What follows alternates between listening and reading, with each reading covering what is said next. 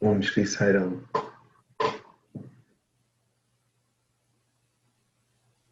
With pranams at Swami's lotus feet, welcome to all of you on and congratulations for continuing to persevere on this journey where we have, looked closely at the so far we've looked closely at the Gita Vahini and the corresponding verses in the Gita and try to decipher, from other resources as well, but only limited to Swami's discourses, Swami's actions, because we don't only want to make this an intellectual exercise in understanding the 700 verses and the 18 chapters better.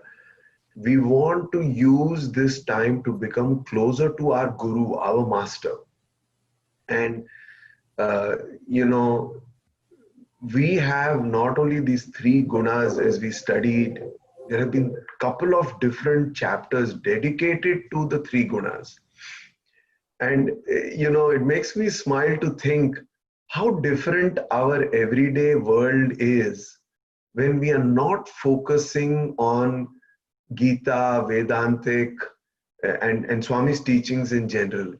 And for me, particularly, because I have been charged with the responsibility of making some sense out of what Swami has said, matching it to the Gita shlokas, and presenting it to you, that has, helped me focus in an extraordinary way on these, in the import, on the significance of what Swami is telling and what Sri Krishna is trying to communicate. And that I can see, where is the deficiency in my own life, in my own way of performing action, in my own approach to things vis-a-vis with what Swami is trying to drive, what Sri Krishna is trying to explain. And I'm hoping that some of you are also thinking on those lines. And again, that is the way Swami will work with you all. So in the last chapter, just to recap, the name of the last chapter was Gunatraya Vibhaga Yoga. And we all know that there are three gunas, but I personally had no clue until I read the contents of that chapter, and that chapter was a heavy chapter. Sri Krishna starts by talking about how man is born with three different dispositions with respect to his faith. He startles you by not just talking about the three gunas, but he talks about Shraddha. Shraddhatraya Vibhaga Yoga it is. He talks about how the soul, when it takes birth, is born with a disposition to faith. And that made me marvel, because that is a direct application of the three gunas. It's not just that, okay, there are three gunas, they form your personality. They decide what type of faith you will manifest, what opportunities you'll have during your lifetime to relate with that cosmic principle, which in our case was Swami. For us, and it continues to be like that when we think of God, Swami's picture comes to our mind. Swami's, what he said to us, what we saw in Parthi, that comes to our mind. And then Sri Krishna goes on to talk about how food plays a very vital part in determining which aspect of the three gunas that are there within your personality, within your consciousness, will manifest more or less. So it almost sounds as if, okay, you're born with a disposition, but then depending on what you eat, that part of you could become primary. And why are we talking all this? It's so different from what we see on TV, what we talk with people, what we talk with relatives, what we do at work. And I think that is how you have to understand that, like Swami said, you don't need to buy 3,000 boxes of matchsticks to light a forest fire. You need one matchstick. And the study of the Shraddhatraya Vibhaga Yoga, which tells us That, yeah, I came with the three gunas. My faith is decided by that. My approach to God is decided by that. But I'm giving predominance to one or more of these three gunas by deciding what food to eat. If I decide to eat very hot, very spicy, very sour, very bitter food, I'm going to be running my life, my day, until the effect of that food that I've eaten, those vibrations that I've taken in subsides. I'll be running my life in a rajasic way. And what is that rajas? That rajas is animated but passionate self-seeking versus the sattvic way. And we don't have to look far. You can see how Swami, and this continues to surprise me, even though I spent so many years in Swami's presence, when I just think of Swami, it makes me sattvic.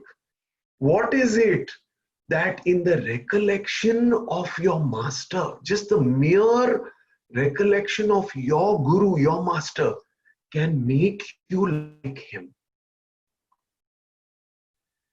There were many times in Puttaparthi when I saw very difficult incidents were placed before Swami, and I don't want to go into that now. At some other time we can talk. Very challenging situations were posed, were confronted Bhagwan. And nevertheless, he was calm, he was serene, he was very, very slow. He would wave his hands and uplift us, knowing that the negative impact of those events, those words, those ideas may be more on us than on himself. So, brothers, sisters, the call of the Gita, that Shraddhatraya Vibhag Yoga, which we spoke last time, is not just to join that 1 hour session on Saturday and then, put on the radio and hear some songs. No, no, no, no. Idea is, when we recollect what Swami did to us, we went to him hungry but impoverished, hungry for faith and spirituality, but coming from the load, the stress, the difficulty of our own lives, the confusion of our own lives. And absorbing all that, he would dole out, he would distribute peace. So, and just by recollecting that, you and I can be peaceful. So to some extent, Swami, through the sojourn on earth, has given you and me, has awarded you and me that key, that secret password to the portal. You can log into that portal of Sai, which is not on the internet, which is not a paid site, which is not linked to any type of organization, but is just within your heart. And yesterday I listened to one fascinating discourse. Anybody interested, reach out to me. I sent it out to some brothers. I sent it to Brother Ravi Varanasi and my parents and others, where Swami says that this soul has 5 terminologies. I, the simplest terminology, I. And if you can relate to what we discussed when we spoke about Kshetra Kshetrajna Yoga, which is chapter 13, I versus everything else, including my mind, is not I. And the other word Swami says is Brahma. We generally denote the inner self as Brahma. So I, Brahma, and then there's a Telugu word, Uniki, which means basis, that existence. And then Swami says the 4th one is Atma. So this Uniki, this inner existence, which you can, so you have to climb these 3 steps. Why did we study Shraddhatraya Vibhag Yoga? Why did Sri Krishna talk about the 3 types of faith dispositions and their dependency on the 3 gunas? Because you cannot possibly go to Shiva, cannot go to Bhagwan, cannot go to Jesus Christ, cannot go to Allah until you have gone from tamas and rajas to sattva. You may not have to go from tamas to rajas. Maybe you can go from tamas or misunderstanding, indulgence, darkness, to sattva. And what is sattva? Sattva is righteousness, purity, calmness. And you will see that when you are breathing, when you are chanting, when you are thinking of Swami, you will respond to situations, however tough they are, in a very different way. In fact, one CEO has said that if I can get my 45 minutes of meditation in the morning, I can face any challenge to come during the day. You know, so that is the effect on reverting back to the sattva guna that we can have. And then Sri Krishna says that that sattva, that righteous, pure manifestation of your qualities, embeds itself, imbues itself in the charity that you perform, in the austerity that you perform. And finally, he concludes that chapter. Marvelous. That was such a beautiful chapter. I'm just recounting this, it's taking a little bit of time. But after talking about faith, after talking about the three gunas and its impact, the impact of the three gunas on the type of charity, the type of austerity that you do, that you choose to do. And then he concludes by talking about Om Tat Sat.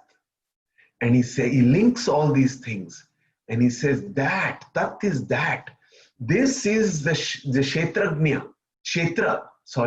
This is the Kshetra in which we are playing with our minds and our bodies, with our friends, families, work, society. But the Kshetragnya, that is Tat. So Om Tat Sat. And then that Sat is nothing but bringing that Sattva into our faith, into our practice of austerity, into our choice of charity. I hope that made sense to you. And today we are going to talk and embark on this journey, which is Moksha Sannyas Yoga. If you can see my document, again, as always, I was so fascinated, and I mentioned this to you, that it looks as if Sri Krishna wants to perfect Arjuna. Who is Arjuna for Krishna? And why is Arjuna's journey valuable to us? If you see over here, I've just written these 3-4 words. Arjuna starts as a friend and becomes a devotee. And we started as devotees, but we have to reduce the distance and not feel separate from Swami. And we've got to feel that closeness to Swami. Many of us are on that journey. We have to reduce that distance from Swami. And that's what Swami said when he was in the 50th birthday in the helicopter. It's such a funny incident. The helicopter, the helicopter 50th birthday was the only time he went in the helicopter to give darshan. There was such a crowd in the mandir. And he's keeping on telling something to the pilot, that fortunate pilot. And the pilot could not hear because Swami had kept the door of the helicopter open. And the whirring of the chopper blades deafened the pilot. And he had to focus on flying the copter because he was flying low. And when they came down and the helicopter was settled, and Puttaparthi had so much dust, there was no concrete roads and all. So people's eyes were smarting. They didn't know whether that copter can make a good landing. After everything had settled, he went up to Swami and said, Swami, please forgive me. I just couldn't follow your instructions. I know it's so bad. You're telling me something 20, 30 times you mentioned and I could not follow. And Swami said, Parvaledu, I know you could not hear. He said, Swami, what were you trying to tell me? Swami said, I was telling you, take me down, take me down. I want to be with my devotees. Take me down. I want to be with my devotees. And that is such a sobering thought. That is such a redeeming thought. That is such an edifying thought. That this perfect one, the perfect one who had no reason to be subject to 9 months cramped in the womb of Ishwarama, who had no reason to be born on earth, to walk his whole life bare feet, to be rejected by his own family, to be thought of as being possessed by a demon. In even in our years, we could see that the only bald patch Swami had in his glorious halo of hair that surrounded his head was that cross that had been cut into his head when they suspected that Swami had been uh, possessed by a demon. That is the wonder of the Sai Avatar. His whole life was lived to inspire you and me, to take us up, up, up. And he was telling the helicopter pilot, take me down. This is not what I came to earth for. I don't want to be even for a few minutes. It is my birthday. These devotees have come to see me. They've come from far and wide. I want to be with them. That is the story of Arjuna, who went from friend to devotee. And that is a reverse of our story. We started our journey seeing Swami at a distance, admiring him, but wanting him closer and closer and closer. Today, you and I have that opportunity to think in terms of the moksha sannyas yoga. That is not going to be possible unless you bring that Sai close to you. Don't think of him as the avatar, some big entity, and you as a small entity. Think what Swami constantly reminded us. He says, you are God and I am also God. He made no difference. He did not, just because he stood on the stage, he did not want us to see him as any different from us. He wanted to be one with us. And that yoga of perfection through renunciation and surrender. That is why he chants 78 verses and he's not willing to go. The chapter 18 happens to be the longest chapter of the Gita. And when I started reading it, like he said, the first 6 chapters of the Gita are all about Karma Yoga. It looks like Swami Krishna is recapitulating what he said about Karma Phala Tyag, which is don't renounce action. So you and I have a choice to not to act. You might lie in bed in the morning and think, oh, today I'm going to be inactive. I'm not going to act. And suddenly your phone will ring, your doorbell will ring, somebody will cry out for help, something will happen. So it's not possible for you and me to desist from action. And what is it that we have to do? We have to perform good acts and then desist from desiring the results, which we called as a short form NATO, or not attached to outcomes. Harder said than done, but that is the goal for us, and we will all get there with Sai's grace. And then the other way to approach it, which Swami says, is dedicate every action to the Lord. You can start by practicing dedication by literally doing this and offering a mental flower to Swami. Just visualize Swami's feet and offer that. People may laugh at you, do it in secret. But like that, you can start offering every action when you're starting any action and finishing any action, you can just offer it to Swami. And then slowly you will become enlightened souls. Don't have any doubt. This enlightenment, you and I have, because we read so many books and we couldn't figure out enlightenment. What is it? When you look at enlightenment as a word, you can't really understand what it means. Light, we all know, okay, because we see it. But what light is going to do to you and me, we made it a big thing, which has made it distant from us. So enlightenment is bound to come, but it's not what you and I think. It is growing in the image of Sai. And you and I are already growing in that image of Sai without knowing it. What is the proof of it? It is the proof that you are attracted to Swami more and more. It is the proof that you are attracted to Swami's teachings. Swami has told us, be aware of the treachery of the world. And you have listened to that. Though we are chasing so many things in the world, Swami says in the Gita Vahini, and we spoke about this few days back, Swami said, be aware of the treachery of the world and you are following him. That's a sign of your progress. That enlightenment is nothing that you and I think it is. That enlightenment is a work in progress with us. And how will we get that enlightenment? That will come by becoming devoid of mindness. So this whole idea of acting without desire for results will come slowly by cultivating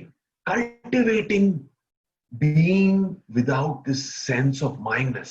I am doing this, I am doing this. And then Swami said, and I'll play one quick piece for you, so we'll all connect to Swami immediately. Give me 1 second.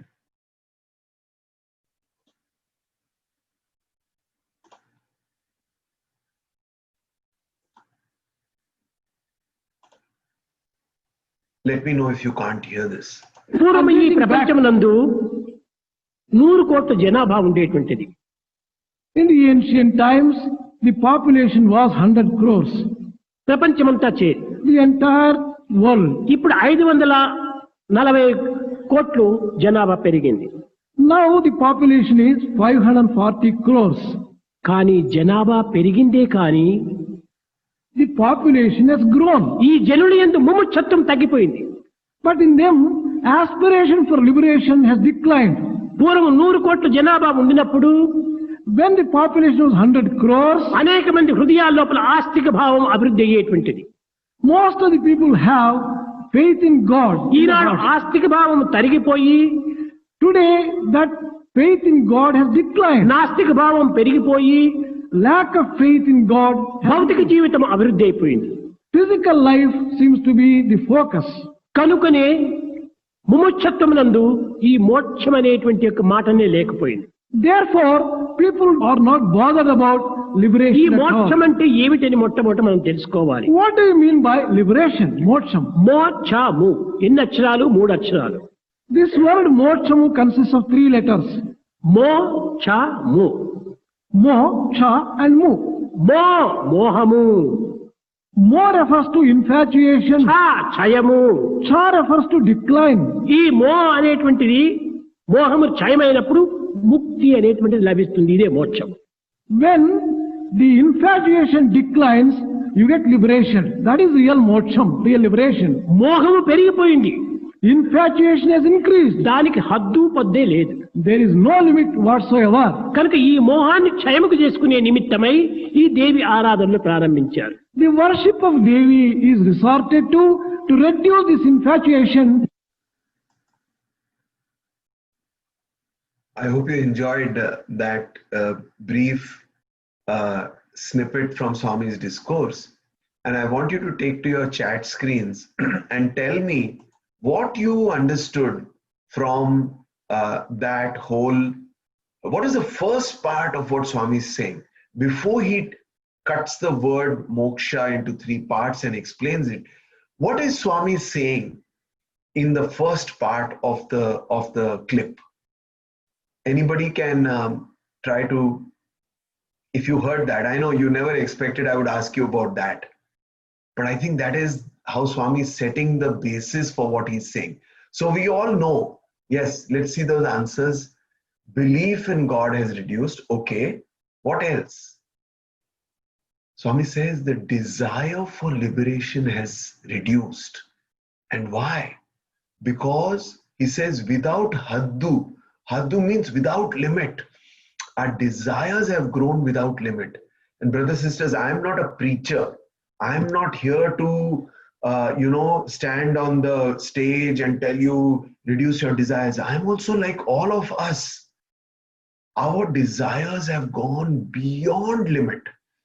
And the question really we have to ask ourselves is not what Sri Krishna said in the Gita. That is secondary. The question which Swami is posing there in that brief clip, which is more important to me, I have heard Swami say many times, Mohashaya is mokshamu and mukti, mokshamu. So that I have heard thousands of times. But that first part really intrigued me to think, do I really want moksha? That's the question I'm posing before all of you. Do you really want moksha?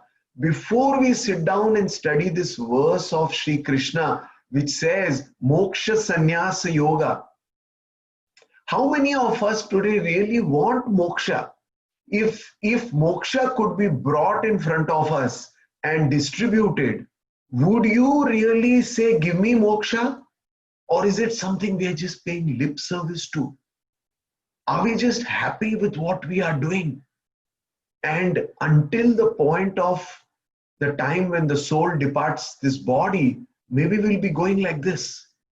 And that's when Swami says these difficulties. If you remember a few sessions back, I showed you that video clip of Swami teaching the Gayatri Mantra to that little boy who's all of 7 or 8 years in the private interview room, surrounded by so many adults. And before Swami teaches him Om Bhur Bhuva Swaha, Swami tells him exactly what the Buddha experienced, which the Buddha calls as Sarvam Dukkham Sarvam Shanikam. Swami tells that little 8-9-year-old boy, 7-8-year-old boy. What is, anybody remember? Sarvam Dukkham Sarvam Shanikam. What did Swami tell that little boy? Anityam Asukham Lokam. And Swami kept on repeating it and made that 7-8-year-old boy repeat Anityam Asukham Lokam. And that's what I feel Swami is saying. The world population has increased. We have now fantastic connectivity.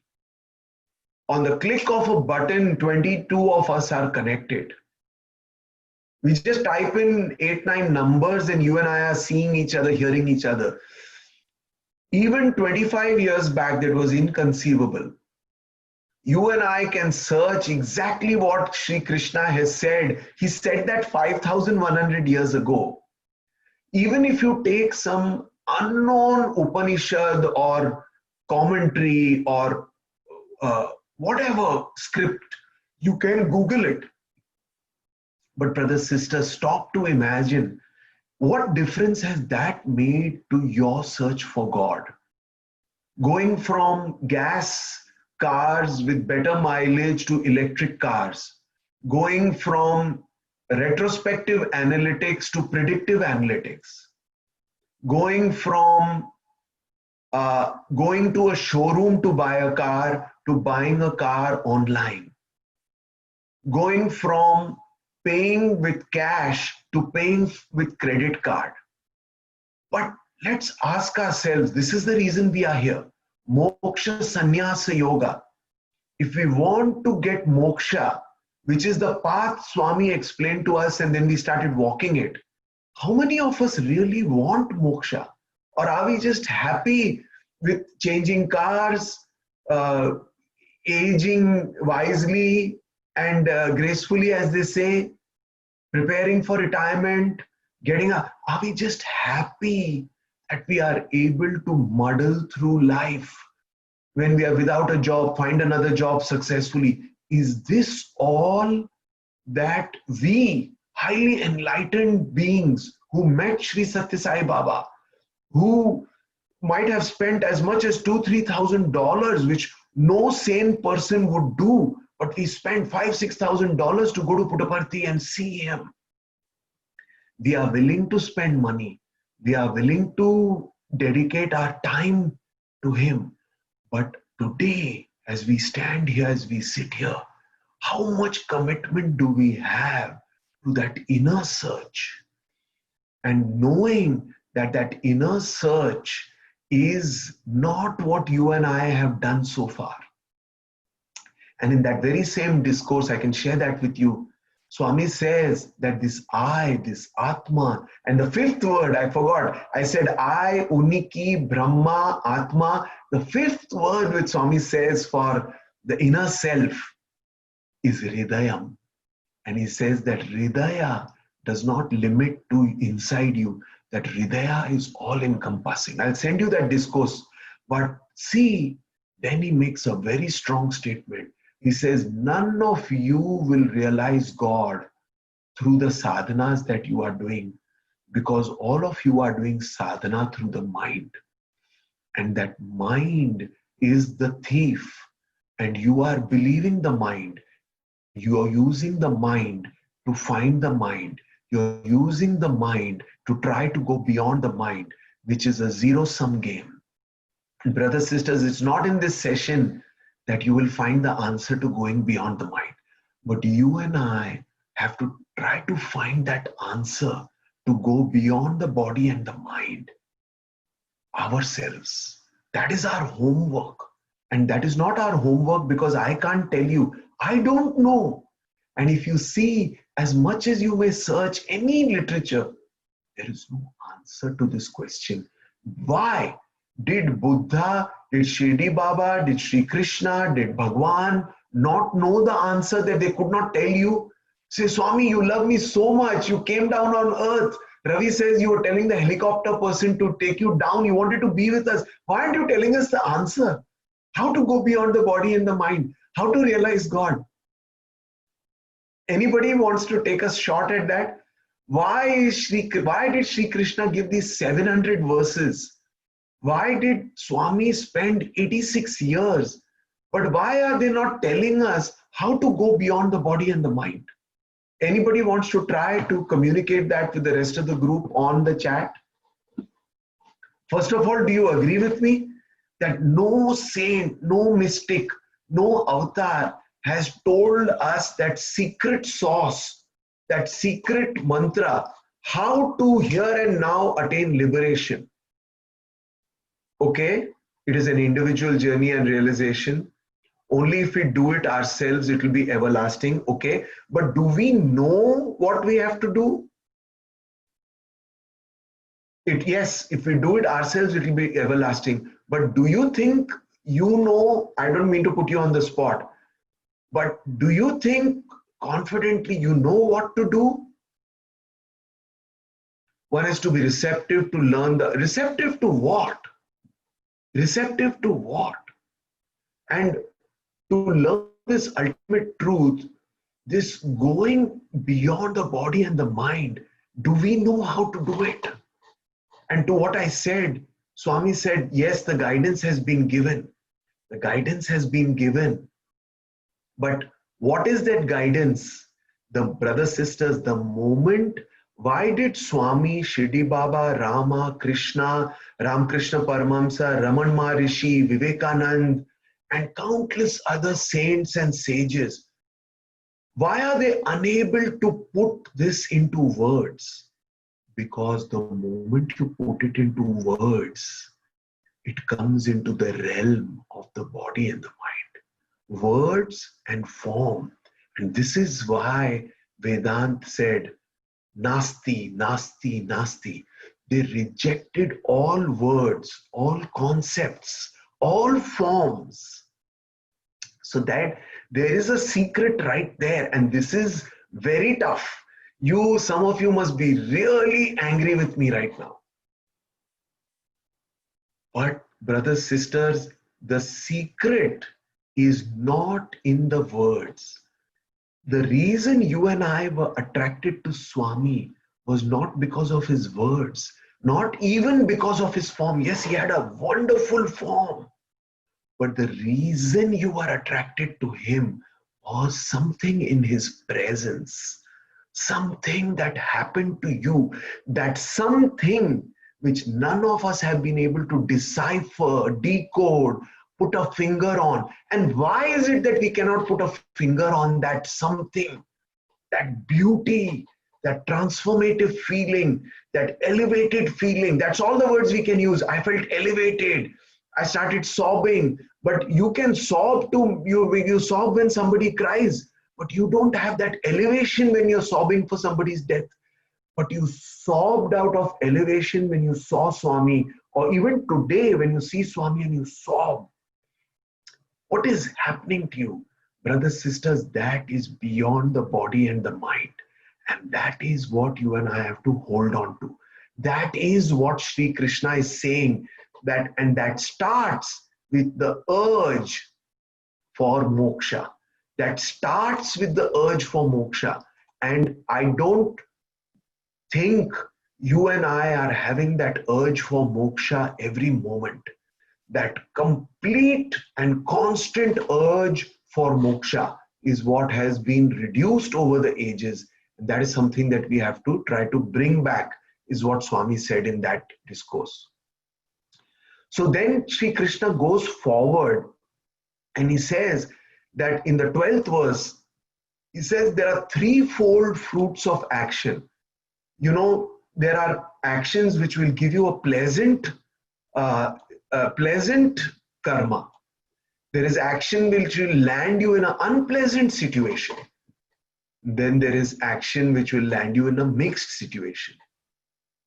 And he says, even after death, and see, this is again very, very sobering. Even after death, the results of the action that you have performed, whether pleasant, unpleasant, or mixed, will accrue.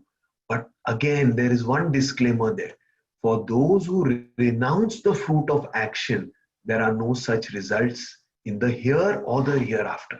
Even now, if you perform an action with a lot of devotion, with a lot of recollection of Sai, with desire for moksha, and that desire for moksha will annihilate your desire for the fruit from your action. If you do a great job at your work as a physician, as a teacher, as a doctor, as a nurse, as a IT professional, as a business analyst, as a researcher, if you do your job with very good attitude, but you say, like Swami was saying, how many of you really desire moksha? I'm doing this. Somehow this should help me find Swami within, find that Satchitanand within.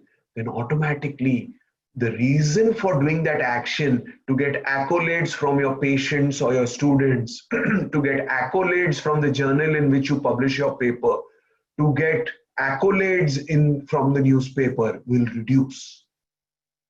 And then he says that beyond all action, again, this is very important, is the knowledge. It is the knowledge that drives action. So it is not enough to say that I will have the purpose, but to have the knowledge of action. Why am I doing this? And that unity of purpose will be brought into your action as you perform the action, and that is when your action will be transformed. And then I want you to, so then that was about moksha. And then the second word in the name of the chapter is sannyasa. And Swami says there are three types of sannyas. There is deha sannyas, mano sannyas, and atma sannyas. And let me also quickly take you to hear one quick clipping of Swami as he talks about this types of sannyas. 1 second. Let me know if you are unable to hear it, but I'm sharing this. 1 second. Can you hear it? ఎరుకు మరపుండుకుండ జాగ్రత్త నితమ స్వప్న సుషుప్తిలో ఎరుకు మరపు స్వప్న సుషుప్తులు ఎందుకు నిరంతరం కూడాను దైవ చింతనతోనే ఉంటుంటాం. ఈ విధంగా ఉంటుంటే వంటలు ఏం చేసేది, ఇంటిలో పని ఎవరు చేస్తారు, ఇంటి యజమాని యొక్క కర్తవ్యాలంతా ఎట్లా నిర్వర్తించుకునేది అని మీరు కొంచెం భయపడవచ్చును. మేము కాలేజీ పిల్లలం కదా, మేము చదువుకోవాలి, పాఠాలంతా కూడా జ్ఞప్తి అందించుకోవాలి, కాన్సన్ట్రేట్ చేయాలి, ఈ భగవంతుని చింత చేసుకుంటే మేము ఎట్లా పాస్ అవుతామని మీరు అనుకుంటవచ్చు. Listening to this, you may feel how to cook at home, how to discharge the duties and responsibilities at home. As college students who have got to study, we must remember all ఈ the subjects. సందేహంకు అవకాశమే లేదు. Never doubt. నీవు చేస్తున్న పని అంతా కూడా భగవంతుడి పనిగా భావించు. Consider every act as divine. వంట చేస్తున్నావు, You cook. పాత్రకు తగినటువంటి యొక్క పదార్థం వెయ్యి, Have the material equal to that of the వంటకు vessel తగిన మంట పెట్టు. and have the flame needed. పాత్ర చిన్నదిగా ఉంటుంటే If the vessel is small దీంట్లో ఒక అరసేరు బియ్యం వేస్తే దీనికి సరిపోతుంది అన్నం. and the small vessel will have the rice enough. పాత్ర చిన్న పాత్ర లోపల 2 సేర్లు ఇది రైస్ పోసిందంటే అన్నం కాదు అక్కడ. If you fill it up, the small vessel with అది excess of rice, you cannot cook. పరిశీలన. That is what is called the enquiry of ephemeral and అంతేకాకుండా వంటకు eternal. తగిన మంట కూడా పెట్టాలి. You should have the flame needed for cooking. పాత్ర చిన్నదిగా ఉంటుంది, మంట పెద్దదిగా పెట్టేసరికి చాలా మాడిపోతుంది. If the vessel is so small but the flame is in excess, అది everything will spoil. పరిపక్వ స్థితికి వచ్చేంత వరకు తిరిగి మంటను కూడా క్రమక్రమేణా తీస్తూ రావాలి. Until it reaches final stage, you should extinguish fire gradually. నదిని దాటిన తర్వాత తెప్పతో నీకు పని లేదు. When once you cross the river, you don't need the boat. వంట పూర్తి అయిన తర్వాత మంటతో నీకు పని లేదు. When once cooking is over, you don't need the fire any longer. అదే విధంగానే ఆకలి తీరేంత వరకు అన్నం కావాలి. You need food until the ఆకలి hunger is తీరిన అన్నం satiated. నీకు అక్కర్లేదు. When once hunger is appeased,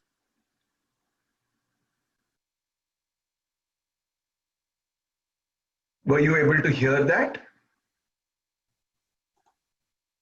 Sairam Ravi, yes. Yeah, wonderful. So, for some reason, I'm not able to stop sharing. 1 second. Yeah, here. So, I hope you enjoyed that clipping.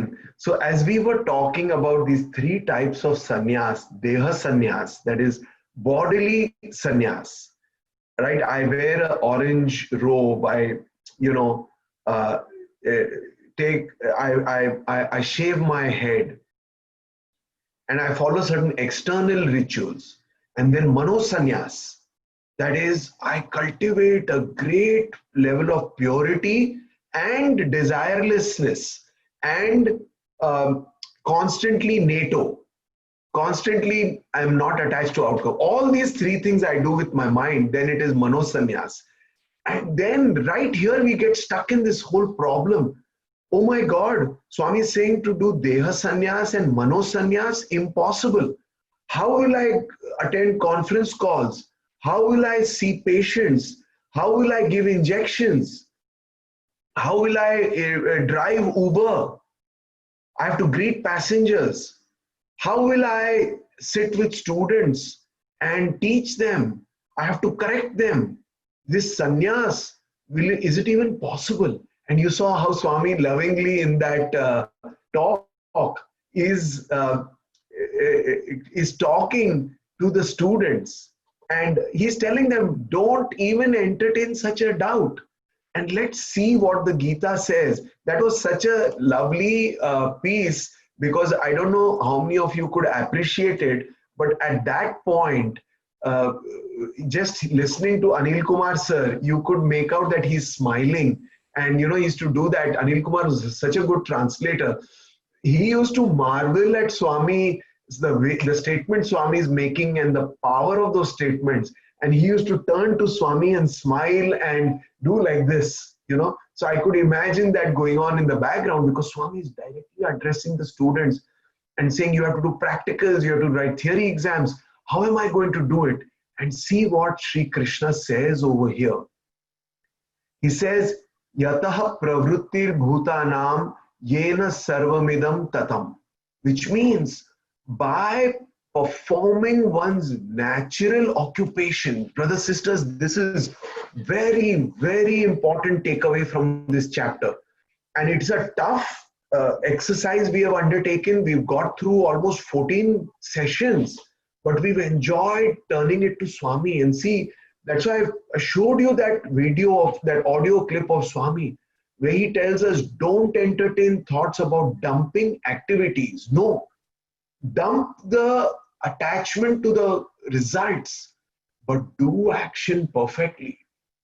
And he says here, by performing one's natural occupation, one worships the Creator, from whom all living entities have come into being, and by whom the whole universe is pervaded. By performance of such work, a person easily attains perfection. And I want to tell you a story. It's also here, you can read it. But it's a fascinating story,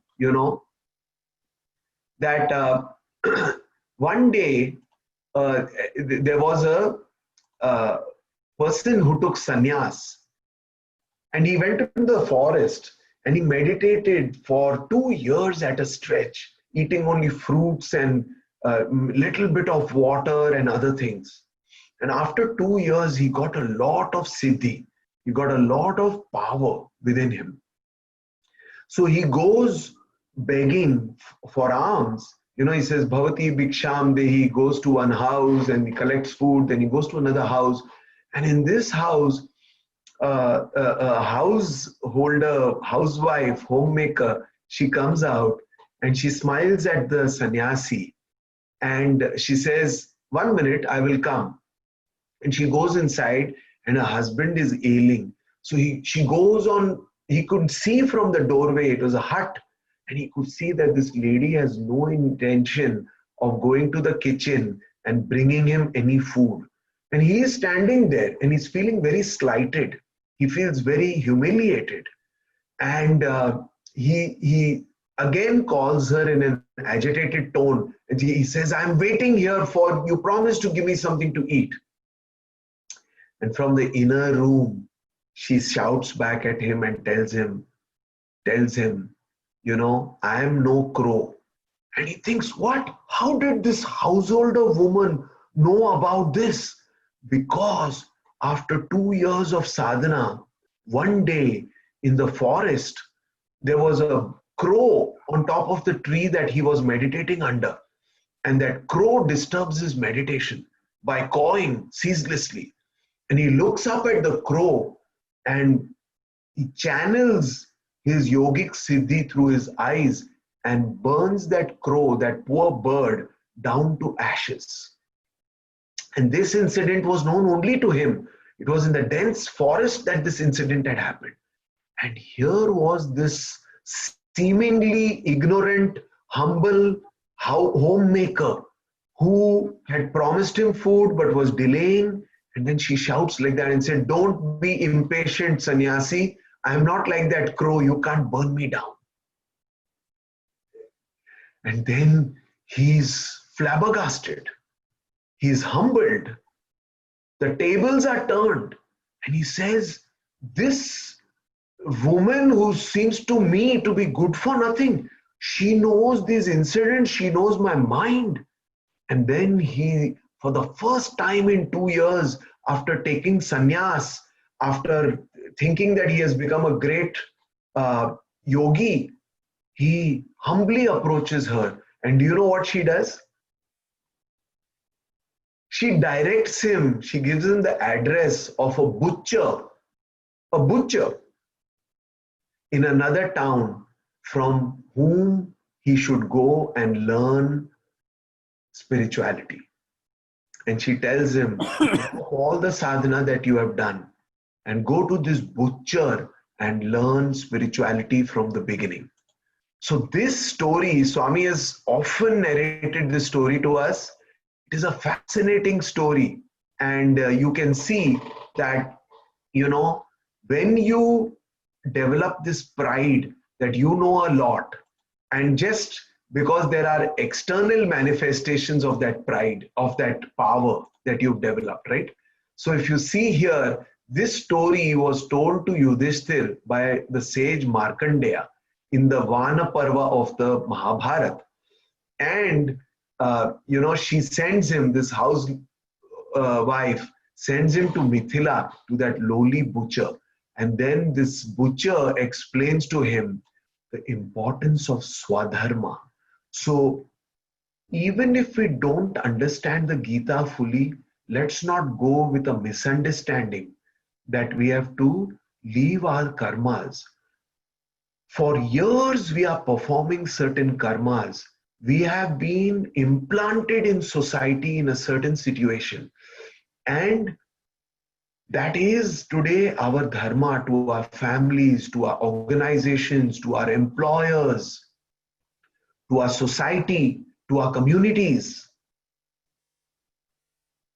And we have to continue discharging those duties. But the difference is in the way you discharge those duties. And the same concept is here. Sri Krishna says in the 48th verse, do not abandon those duties. Don't become angry that, oh, these duties are there, I have to perform these duties. Instead, transform those duties with a little bit of love and give up certain things which are negatively associated with those duties. So in corporate life, it's a mad race.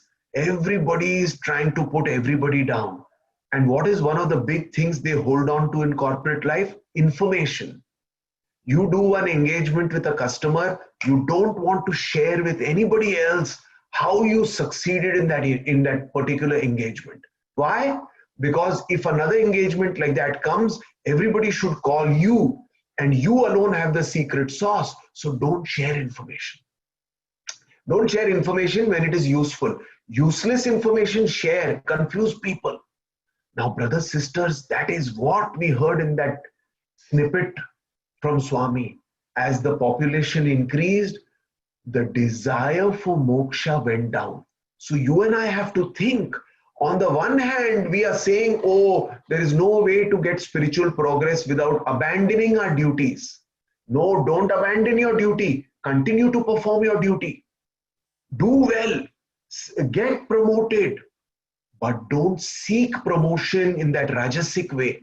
Don't do what everybody is doing, what you did in the past, withholding information. Instead, become an enabler, become a supporter, become a mentor.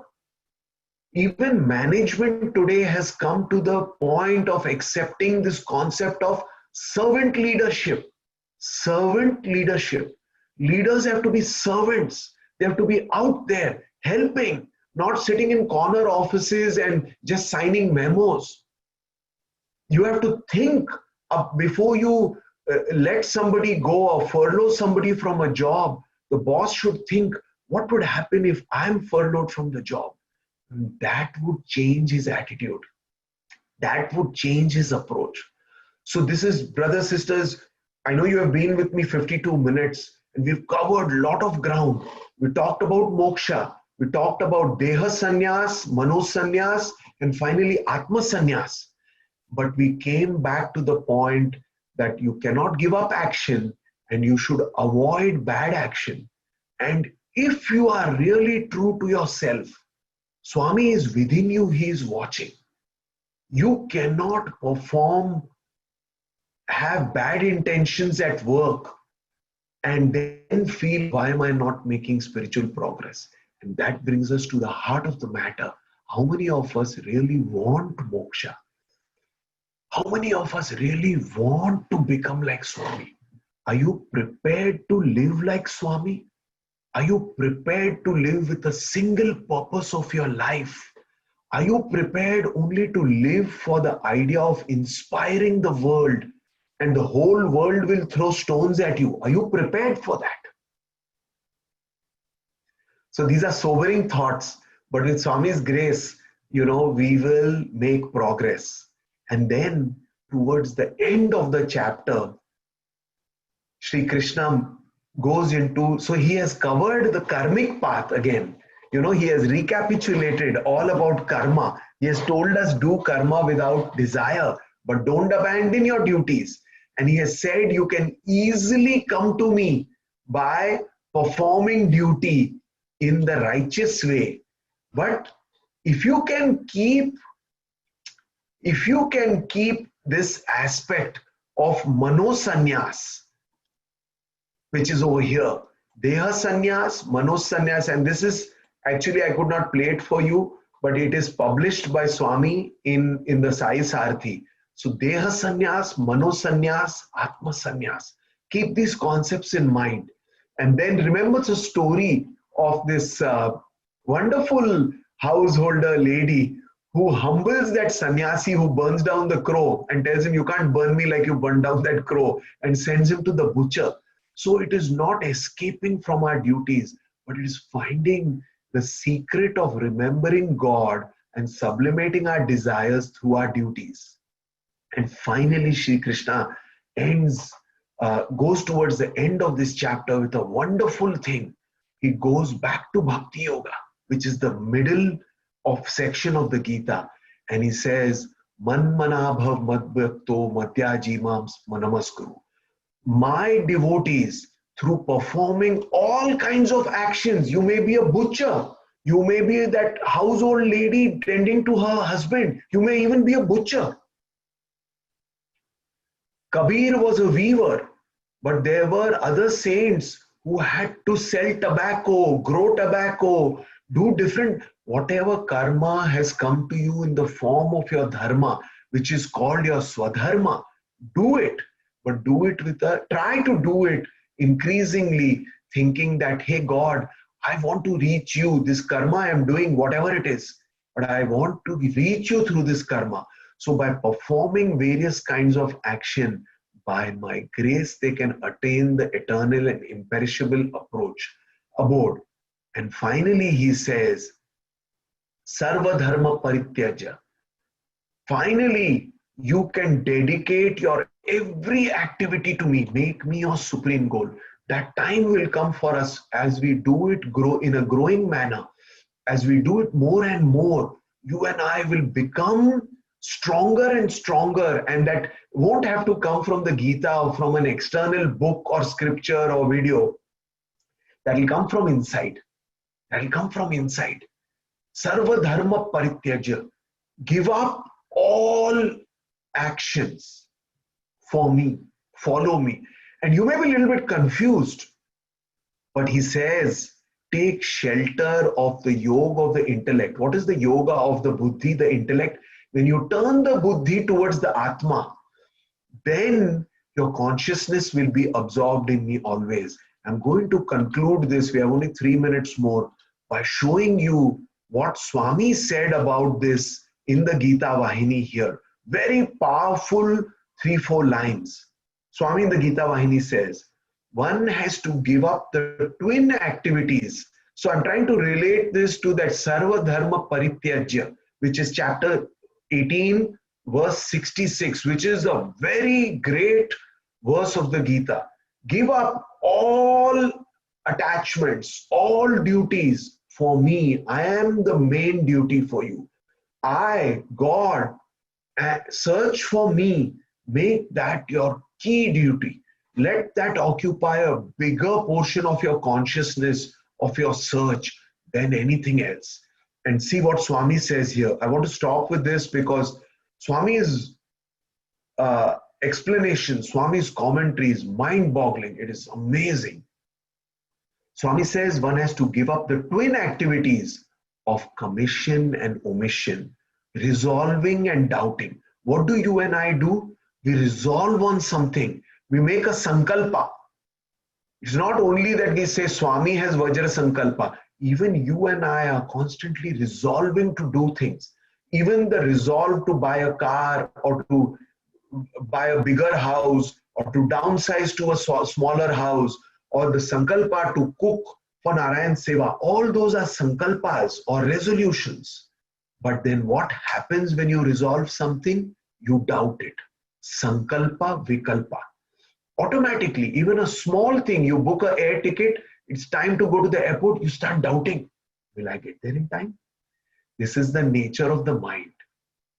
And then, relating to that Sarva Dharma Parityajya, what he says, follow the Lord's commands, accept his will, be happy wherever he has placed you. That is your Swadharma. Don't think, oh, I'm a doctor, I wish I didn't have to hear these miserable situations in which my patients land and I cannot do anything about it. Or I can't help them, they're dying of cancer. Don't think that I'm a teacher, but my students just don't want to listen. How to inspire them? How to get them to study? No. Do your work as a teacher or a doctor or an IT professional or a coder or whatever. But be happy wherever you are. What a wonderful thing. Oh, Swami, you placed me in this. I have challenged children. I have challenged audiences. I have this thing in my life. But what a wonderful thing if you and I can tell ourselves, come on, let us try to be happy wherever you have placed us, Swami. And say, however you have shaped my circumstances, Swami, it is you who shaped my circumstances. So because you shaped it, this is transformed into a beautiful thing for me. It may be a little bit difficult from a body perspective or mind perspective, but because you gave it to me, Swami, I love it. One should keep oneself far from inquiry into the inappropriateness or appropriateness of their act, but do them as acts of worship to the Lord. If that sannyasi had doubted that homemaker and said, what? This is the address of a butcher in Mithila. I am not going to a butcher. I have nothing to learn from a butcher. I am going to go to some yogi to learn. He would not have got self-realization. So let's not question. Let's give us this opportunity, Swami. Give Swami that opportunity to work with us from within. When he works with us from within, many great things will happen. And they will not be necessarily great in the eyes of the world. When Phyllis Crystal had left the interview room, came to Bangalore city, and she was sitting in the plane that was hijacked, nobody knew, apart from Sai devotees, nobody knows that when those hijackers had bombs and detonators tied to their body and they had guns in their hand, but it was Phyllis Crystal's connection with Swami. She brought Swami into the plane. She reflected Swami's love out to those hijackers. The world doesn't know it. How does it matter? The world may not ever discover that you and I have found the source, the spring of joy within us. But if you and I can discover that spring within us through this Gita, and that's why in this 18th chapter, which is Moksha Sannyas Yoga, we have studied how the final act of surrender, that renunciation, is not bodily, it is mental. It is surrender of every activity done with love, done to perfection, with the constant integrated awareness that Swami has spoken about. What is that constant integrated awareness? I am integrated. I am doing this activity. I am not going to depart from dharma. Yes, to get a promotion, I need to do this, climbing on other people's shoulders. No, I'm not going to do that. I'm going to walk with people. Even if the consequences from the worldly standpoint are not to people's liking, they are to my acceptance. Why? Because moksha is my final goal. And this should really be within us. How many of us really want moksha? We have been given the opportunity. We have tasted what moksha is like. But to really get that full-time moksha, we have got part-time moksha. We have had glimpses of moksha. But the secret sauce is not in Swami's hand. He has given everything to us. Swami, used to say, who is Anatha? And we used to say, Swami, we are Anath. He said, how can you be Anatha?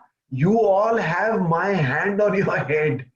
You are the Natha, the Lord himself has put his hand on our head. But now we have to say, Lord, your hand is on my head. I want to seek this highest thing. I just don't want to come to you with my list. Swami, give my son better college. Swami, find a good boy for my daughter. Swami, give me my promotion. Those things I'm done with it, Swami. I'm going to go beyond resolution and doubt. I'm going to accept. Swami, that is the surrender that Sri Krishna is talking about. So he comes back to bhakti by saying, Manmana bhav mad bhakto madhyaji. My devotees, perform whatever swadharma you have been given, but keep me uppermost in your mind. And finally he says, all actions, all dharma is secondary to the dharma of seeking me. So thank you very much for giving me this opportunity to cover, 18 chapters. It has been a marvelous journey. It has been a wonderful journey. I have had the opportunity to study the Gita in such depth, and it has made me try to match what Swami is saying with what I'm doing in my own life, and to constantly see the deficiencies and to pray to Swami, but not just to pray to Swami and say, Swami, you do it, you do it. No, no, no, no, no. What occurs to me is that what am I doing about the deficiencies that I have found vis-a-vis what the Gita says? Swami has put it out there. He has given us bhakti, shraddha, mukti. Let's not abdicate and say, Swami, you do. Swami, you're not doing. What can I do? No, no, no, no. I can do a lot. Now you and I should feel empowered to act. And that action is not taking giant steps on the road or trying to become CEO of a company. That giant step is within. And brothers, sisters, believe me, if Satya Sai Baba could have this effect on the devotees and students all over the world, because he is the manifestation of that highest divinity. Imagine if you and I can manifest that little bit of that divinity in our hearts, how much we will be spreading light in this world. This world needs that light. It is not just COVID. There is darkness, there is misunderstanding, there is self-seeking, but there are people wanting to hear the right message. And I didn't have time to cover it, but 2 or 3 verses after this Sarva Dharma Parityajya, Sri Krishna says, those who can talk about my message, those who can spread this light in the world, they shall surely come to me. So all of you feel empowered. Read the Gita. I have a lot of notes for each of my sessions. I have one Word document. I have put it on Google Drive. I can share it with you. I will try to work with Shubha and Jaime to share it with you. But just remember, this journey was not about Sanskrit, about the Gita, about learning verses, and this journey was about us getting closer to our Satguru, Sri Satya Sai Baba. And brothers, sisters, he alone, with or without the Gita, with or without any mantra, he alone can take us to that final giant step which you and I want to take, which is within, which is within. So I humbly acknowledge, all of you joining and participating. And I also want to apologize for any errors I may have made. Not all the Sanskrit verses I could chant perfectly, but keeping in the spirit of what I understood, I tried to highlight few verses and Swami's commentary and look for other resources only within Swami's Radio Sai and published discourses, because I think if we follow Swami, it is enough. There is no need to go outside of what Swami has said. And that is not narrow-mindedness. But why do I say that? Because by following Swami, by listening only to his words, his form will be aglow in our consciousness. We as devotees are at a stage where we should not fritter away our energies thinking of other gurus and other forms. If we focus our minds only on Swami's form and Swami's words, that will create an energy, a magnetism, an inspiration by being focused on that single form and name. So with that purpose, I did it, not to be narrow-minded, not that other masters have not spoken well. So many masters and gurus have come and will come, and they have done a great job. But I, as a Sai student and a Sai devotee, my focus was to bring you the authentic words and teachings and explanation of Swami. So I bow to the Sai in all of you, and I hope that you will be inspired and transmit this global, redeeming, inspiring message to your children, your families, and to other Sai devotees. And feel free to approach me for resources. I will share very, very happily. And if you want to do study circles in your Sai centers, if you want to share this with other people you know, if they can take this up and do work in their Sai centers, I will support you in any way. And again, thank you for having me to do this. Jai Sai Ram. Sai Ram, Ravi. Oh, this has been such an amazing journey, and I just wanted to keep going. There is so much we have learned over past sessions. And again, today's session so beautiful about Moksha Sannyasa Yoga, and some of the stories, I mean, the story that you shared and some couple of clips that you shared by Swami, and especially the last, the summing up of the duty that you explained, Swami's explanation. I mean, it's just amazing. Ravi, thank you from bottom of all our hearts. This, thank you again. I mean, I know how much work went to it, and we have benefited greatly. And again, all the recordings are available, and Ravi has helped to make sure everything is looking good. So we will put it on the website. And Ravi, if you can share the Word documents, I think we can put it there as well, so that Yes. everyone can access those. Thank you. And Ravi, are we having one more session just for Q&A or summary of the things next week? I just wanted to know. Uh, yes, we can have that if you feel if you want to do that, we can do that. Provided the members, want to share some of that. I share their questions and have a little bit discussion. If you feel, we can definitely do that. I am available. Okay, sounds good. Thank you. Thanks, everyone, and have a wonderful week ahead. Sai Ram. Sai Thank Ram. you. Sai Ram. We'll stop with Om and Tri Shanti. Okay. Om Shanti Shanti.